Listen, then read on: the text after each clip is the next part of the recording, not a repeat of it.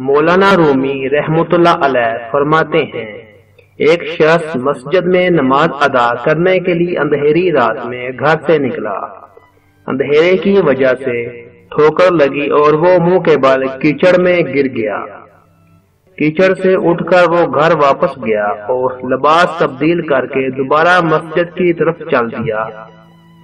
ابھی چند قدم ہی چلا تھا کہ دوبارہ ٹھوکر لگی اور وہ دوبارہ کیچڑ میں گر گیا۔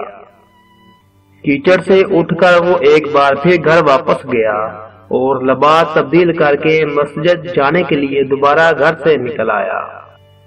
اپنے گھر کے دروازے پر اسے ایک شخص ملا جو اپنے ہاتھ میں ایک روشن چراغ تھامے ہوئے تھا۔ چراغ والا شخص چپ چاپ نمازی کے آگے آگے مسجد کی طرف چل دیا۔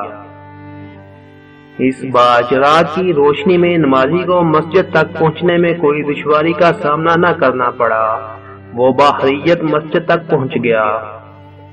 مسجد کے دروازے پر پہنچ کر چراغ والا شخص رک گیا۔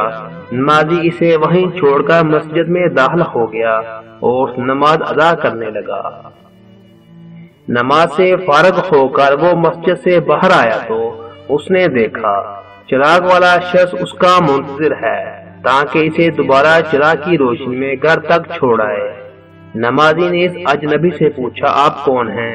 اجنبی بولا، سچ بتاؤں تو میں ابلیس ہوں۔ نمازی کی حیرت کی انتہا نہ رہی۔ اس نے پوچھا، تجھ کو تو میری نماز رہ جانے پر خوش ہونا چاہیے تھا، پھر تم چراغ کی روشنی میں مجھے مسجد تک کیوں لایا؟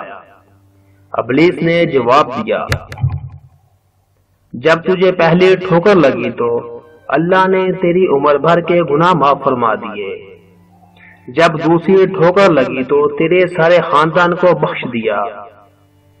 مجھے فکر ہوئی کہ اب اگر تو ٹھوکر کھا کر گرا تو کہیں اللہ تیرے سارے گاؤں کی مغفرت نہ فرما دے، اس لیے چراغ لے کر آیا ہوں کہ تو بغیر گرے مسجد تک پہنچ جائے۔